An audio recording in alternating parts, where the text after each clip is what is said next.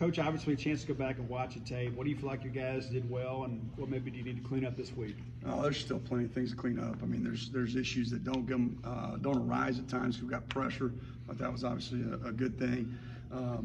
Formation alignments, things that other teams will steal. Obviously, we've got to make sure that we clean up. Started out there tonight. What we did well, probably started out with the pressure. I thought they did a nice job on pressures, on blitzes and things like that, getting home. And I thought we played tighter in coverage as well. So things to build off of, but obviously a ton of things to clean up still.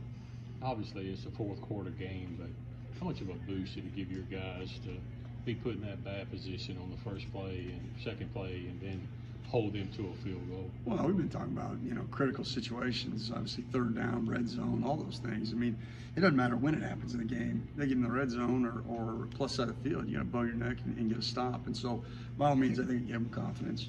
But we've got to make sure, no matter what, whether they start a drive there or get a few plays on us and get there, we've got to make sure our mentality is the same and attack it and get the job done. You mentioned the ability you guys had to get pressure. What was kind of the result of that? Was it anything different y'all did, or just, they played well? No, there wasn't a whole lot different. We brought a little bit more DB pressure here and there, because they had struggled with it, but there wasn't a whole lot different. Our typical simulated pressures were in, and Buki did a nice job. Deontay did a good job on one of them, getting his hand up late, hitting the quarterback's arm. Dante Russell did a good job, and just I thought we got the production we needed in those pressures. Speaking of DB pressures, Corey Ellington appears the last couple of weeks kind of come on. What are you seeing from him? Yeah, I thought he played with more confidence in coverage and in the run game than when we blitzed him a couple times. And, he's a big, strong athlete, and so we need him to play confident to uphold his end of the bargain. I thought he did a nice job. What did you see on that play, the sneak that KJ tried to run that y'all got to stop on fourth down, and just how big was that in terms of momentum to, stuff him there? Huge. I mean, obviously, fourth down stop. Again, another critical situation, right? Conversion downs, and Bryce Pollock did a nice job. Bryce did a great job coming in, and you can't really see it until you watch the tape, but he punches and the ball comes out. Sean does a good job getting on it and getting it out. And obviously, college football is a momentum game, and that was a huge momentum swing. You mentioned impressions of Auburn? Yeah, very talented, obviously. They've got a lot of new faces on the O-line. 62, the guard's back from last year. Everybody else pretty much is new. The running back, Hunter, everybody knows about him.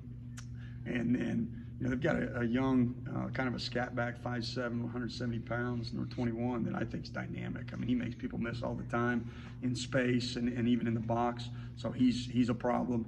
They have length at receiver. They have tight ends all over the field. It seems like they're utilizing them even more in the last couple games, and all of them are athletic and can cause problems both in the run game and passing game matchups. And then the two quarterbacks, both of them are dynamic athletes. Obviously, we saw Robbie last year and what he can do with his legs and his arm, but the new kid Peyton is a problem as well. He gets out on the edge on Georgia and goes like 69 yards. So there's plenty of issues that they can create. Bit of an off-topic question that I asked Zach about this morning. Obviously, you got all the sign stealing stuff going on in college football, conversation-wise going on in football. I'm just curious, as a coordinator, what kind of things do you maybe talk about throughout the year as a staff to try to limit teams from stealing your signs? Not a lot, because usually, you get into different situations with tempo and things like that, and when you signal it usually pretty quick. So we haven't been involved in any conversations about it, to be quite honest with you.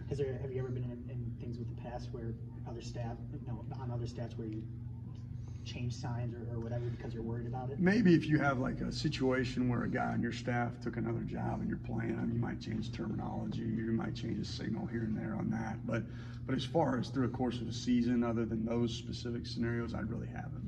I know you were with the special teams at the time, but what do you remember most about the last visit to Auburn 2 years ago when they went up there and you were able to put 40 plus on them and that kind of?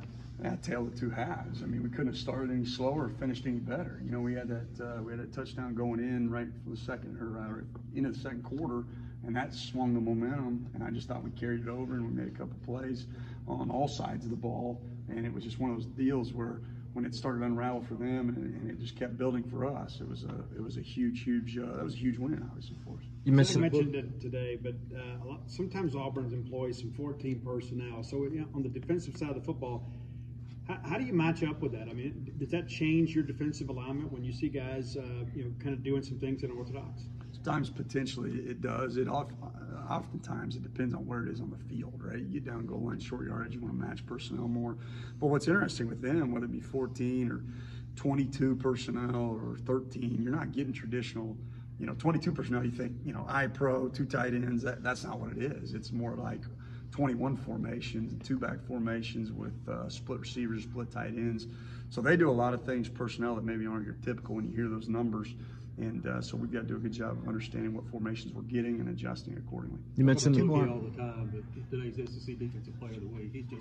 He's just a solid, without saying just a solid guy all the way around. Yeah, he's a stud is what he is. He's not just solid. I mean, he's a guy that shows up every day. The thing about him is, and you always want this, your most talented players play the hardest, right? They set the tone. And Buki does that. And Buki doesn't just do that on Saturday. Buki does that on Monday night. Buki does that throughout the entire week of practice. He prepares that way off the field. His attention to detail is second to none. And so then the production obviously coincides with that. And as a young guy, you got to look at that and go, hey, maybe I ought to follow that lead. And we need to get more guys that see that and decide, hey, I need to play up to that standard on a daily basis, not just on Saturday, but on a daily basis. And that's really what's encouraging. You mentioned the play Bryce Pollock made early. He's come in as a true freshman, played a lot of snaps. How have you seen him just develop and take advantage of that opportunity? Well, number one, he's got the talent to do it. I told him after the game, we're going to coach you hard and try to push you because we don't need you to be a good player in 2 years. We need you to be a good player tomorrow, and that's the urgency level we have as coaches because we see the potential. And he's shown that. And so he's going to take some lumps here and there as a freshman. That's part of it. But he's done a nice job of accepting that and developing.